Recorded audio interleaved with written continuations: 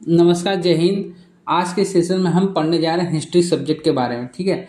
आज के इस सब्जेक्ट में हमारा जो टॉपिक होने वाला है वो है प्रथम विश्व युद्ध, यानी कि प्रथम विश्व युद्ध कब हुआ था, क्यों हुआ था, इसके पीछे के क्या कारण थे। ठीक है। कौन कौन से देश आपस में एक दूसरे से लड़े थे, केंद्रीय शक्तियों में कौन से देश थे, मित्र राष्ट्रों में कौन से देश थे। ठीक है। तो इन सभी के बारे में हम आज के इस वीडियो में डिटेल में जानेंगे। तो चलिए आज की इस वीडियो की शुरुआत करते हैं।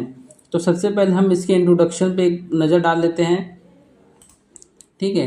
तो जैसे कि इसके इंट्रोडक्शन की हम बात करें तो सबसे पहले हमें ये समझना होगा ये जो विश्व युद्ध शब्द है ये कहाँ से आया था, इसको कौन से साइंटिस्ट ने नाम दिया था। ठीक है। तो आइए एक नज़र इस पर डालते हैं। जैसे कि आप देख पा रहे हैं स्क्रीन पे कि 28 सितंबर 1914 में एक जर्मन वैज्ञानिक और विचारक थे जिनका नाम था अर्नस्ट हैकेल, जो पहली बार विश्व युद्ध शब्द का प्रयोग किया। ठीक है। प्रथम विश्व युद्ध 4 साल तक चला। प्रथम विश्व युद्ध में केंद्रीय शक्तियां और मित्र देशों की सेनाओं ने एक दूसरे से लड़ाई की थी। ठीक है। जिसमें ब्रिटेन, फ्रांस और रूस ने मित्र देशों की अधिकांश शक्तियों का निर्माण किया था और 1917 के बाद से संयुक्त राष्ट्र अमेरिका भी मित्र राष्ट्रों की सूची में शामिल हो गया। ठीक है।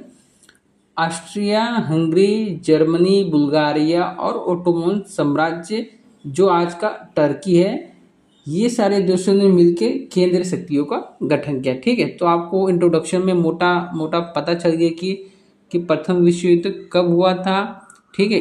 प्रथम विश्व युद्ध शब्द का प्रयोग सर्वप्रथम कब हुआ था, इसको कौन से साइंटिस्ट ने नाम दिया था। ठीक है। ये सारी जानकारी आपको यहाँ पे पता चलिए। चलिए अब इसके बारे में डिटेल में जानते हैं। ठीक है।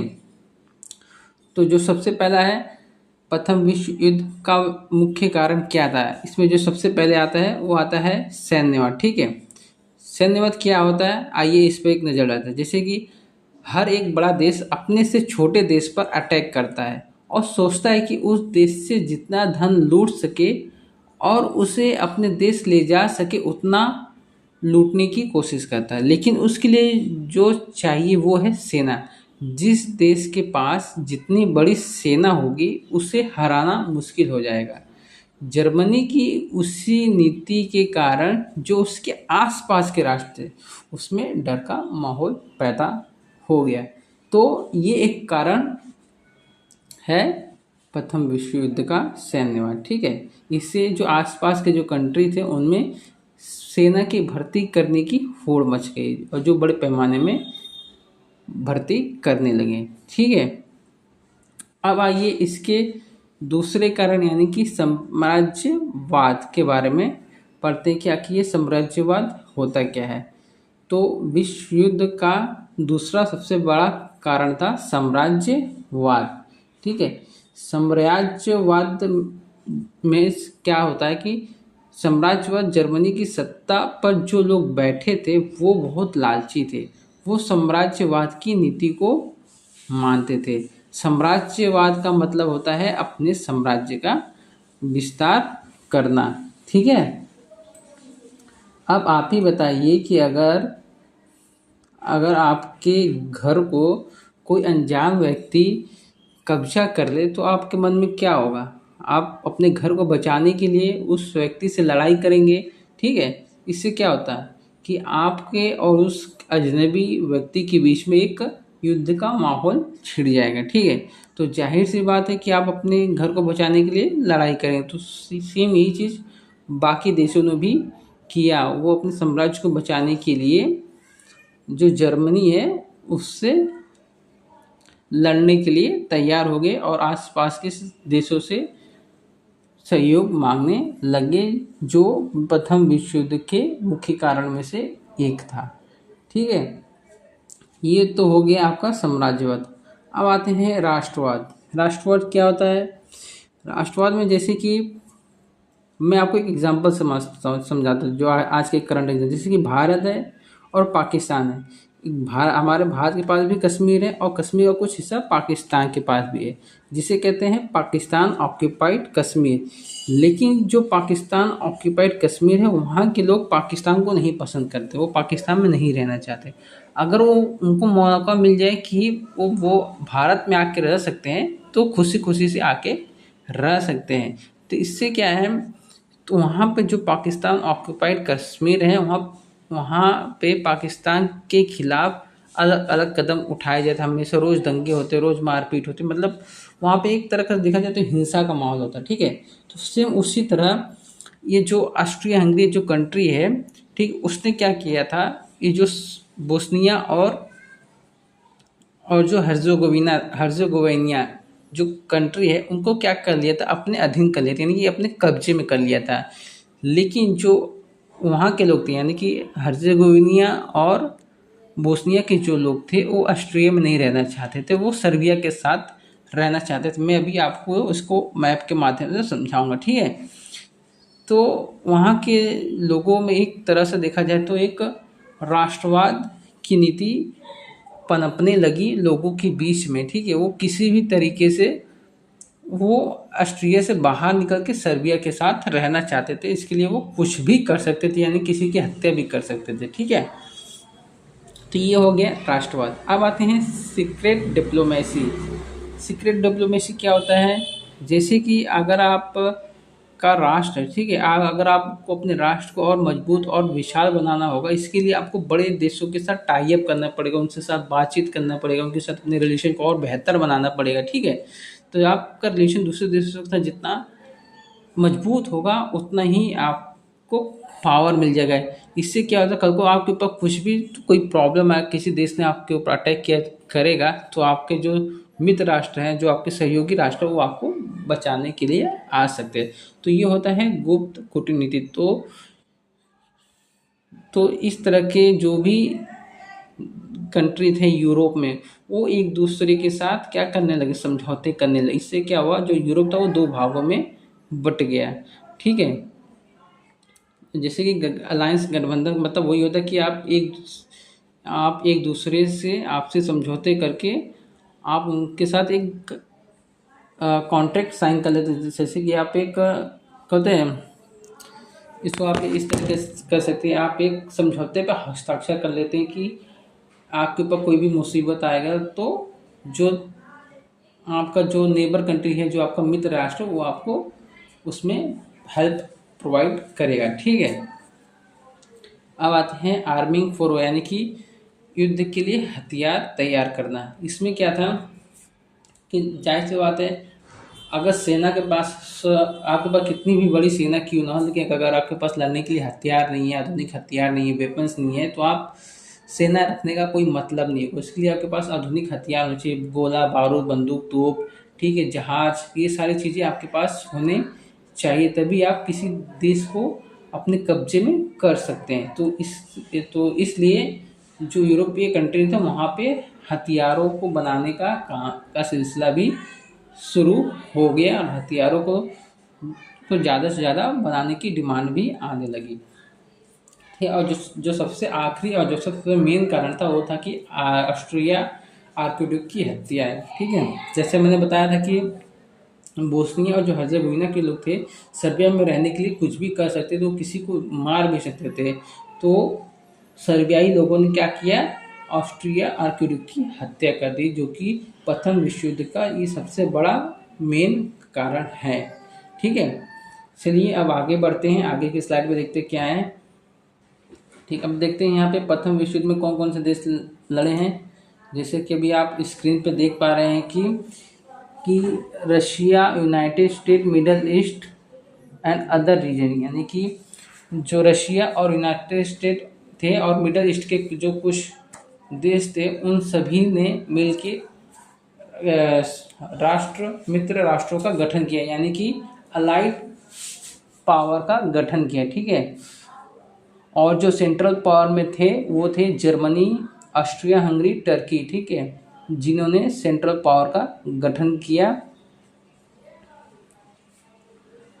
और जैसे कि आप देख सकते हैं कि जो सेंट्रल पावर था उसमें बहुत ही कम देश शामिल थे, लेकिन अगर मैं बात करूं अलाइड पावर की यानी कि मित्र राष्ट्रों की बात करूं तो उसमें फ्रांस है, ग्रेट ब्रिटेन है, रशिया है, इटली है, जापान है और 1900 एंड फ्रॉम 1947 यूनाइटेड स्टेट भी है उसी में शामिल हो। तो इतने सारे बड़े बड़े जो देश थे यूरोप के, अधिकतर जो बड़े देश थे वो मित्र राष्ट्रों के साथ थे।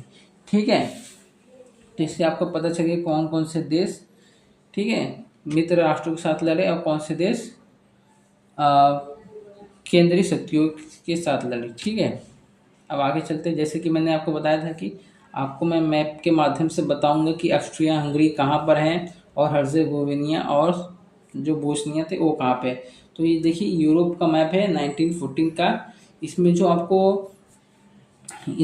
आपको ये जो पिंक कलर का दिखाई दे रहा है, ठीक है, ये पिंक कलर में दिखाई दे रहा है, ठीक है, ये क्या है, ये आपके हैं सेंट्रल पावर यानी कि केंद्रीय शक्तियाँ, ठीक है। और जो ये कलर दिखाई दे रहा है, ठीक है, ये है आपके मित्र राष्ट्र यानी तो मैप देख के आप पता लगा सकते हैं कि केंद्रीय शक्तियों के साथ कौन कौन से देश थे।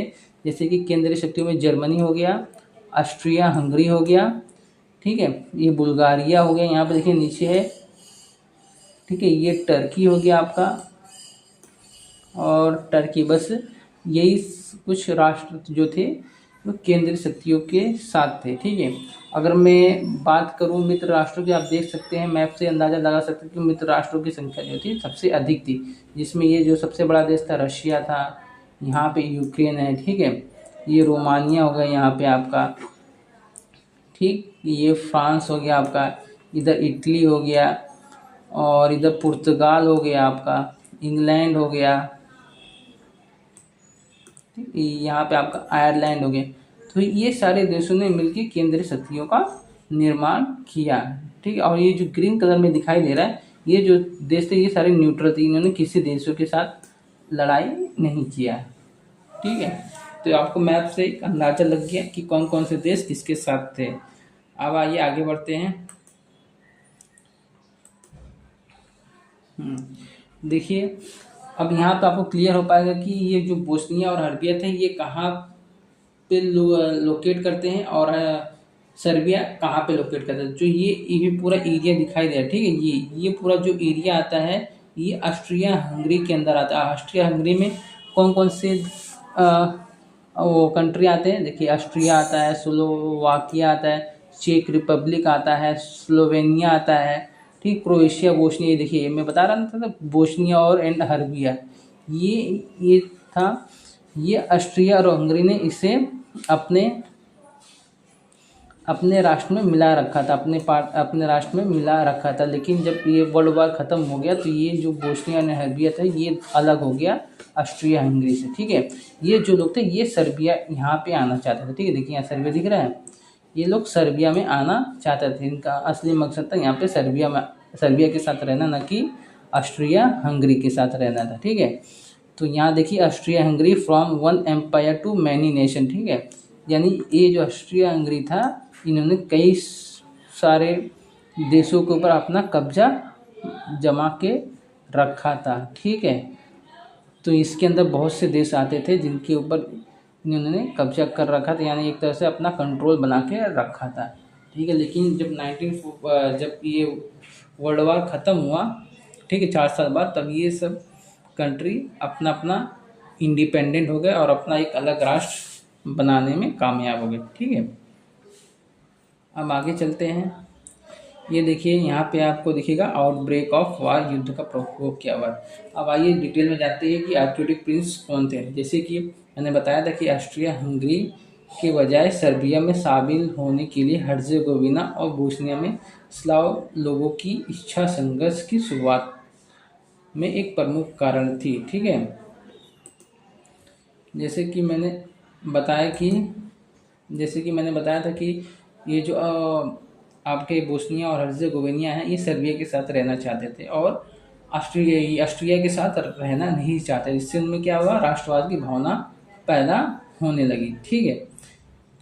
तो उन्होंने क्या किया, ये लोग जो आपकी ये हर्बिया और सर्बिया और ये जो बोस्निया और हर्जेगोविना के लोग थे वो सर्बिया के साथ रहने के लिए कुछ भी कर सकते, यानी कि किसी की हत्या भी कर सकते थे। उन्होंने एक प्लान बनाया कि ऑस्ट्रियाई जो आर्किटेक्ट है जॉर्ज फर्नांडिस, इनकी हत्या करने की। ठीक है, जब ये तो क्या उन्होंने प्लान बनाया कि जो ऑस्ट्रियाई आर्किटेक्ट है फ्रांस फर्नांडिस, उनकी हत्या करने की। ठीक है, जब जब ऑस्ट्रियाई आर्किटेक्ट बोस्निया गए थे सैन्य परीक्षण के लिए नहीं। ठीक है, जैसे ये बात सर्बिया लोगों को पता चली कि ऑस्ट्रिया के आर्किटेक्ट बोस्निया में आए हैं सैन्य परीक्षण करने के लिए, तो उन्होंने तुरंत प्लान बनाया उन्हें मारने का, और उन्होंने उस प्लान में कामयाबी भी हासिल कर ली। उन्होंने उनकी हत्या करने में कामयाब हो गए। तो उनकी हत्या कब हुई थी? उनकी हत्या हुई थी 28 जून 1914 को सुबह 11:15 बजे। ठीक है, बोस्नियाई राजधानी साराजेवो में। याद रखिएगा, ये क्वेश्चन पूछा जाता है। कहाँ पे हुई थी? बोस्नियाई राजधानी साराजेवो में। ठीक है, फ्रांस फर्डिनेंड और उनकी पत्नी सोफी का, ठीक है, जो उनकी पत्नी है सोफी और डचेस ऑफ होहेनबर्ग की एक बोस्नियाई शख्स ने गोली मार के हत्या कर दी। तो पूरा विवाद शुरू होता है यहीं से। ठीक है, यही सबसे मेन कारण है प्रथम विश्व युद्ध के शुरू होने का। अगर ये कारण नहीं हुआ होता तो प्रथम विश्व युद्ध नहीं होता। बाकी छोटे मोटे आपसी झगड़े तो होते रहते हैं दो देशों के बीच में। ठीक है, जब ये बात ऑस्ट्रियाई लोगों को पता चली कि उनके आर्किटेक्ट की हत्या कर दी गई है, तो उन्होंने क्या किया है, 23 जुलाई को ऑस्ट्रिया ने एक अल्टीमेटम भेजा। किसको? सर्बिया को। और उसमें कुछ शर्तों के साथ सर्बियाई लोगों को जवाब देना। तो उसमें जो शर्तें थी वो क्या थी?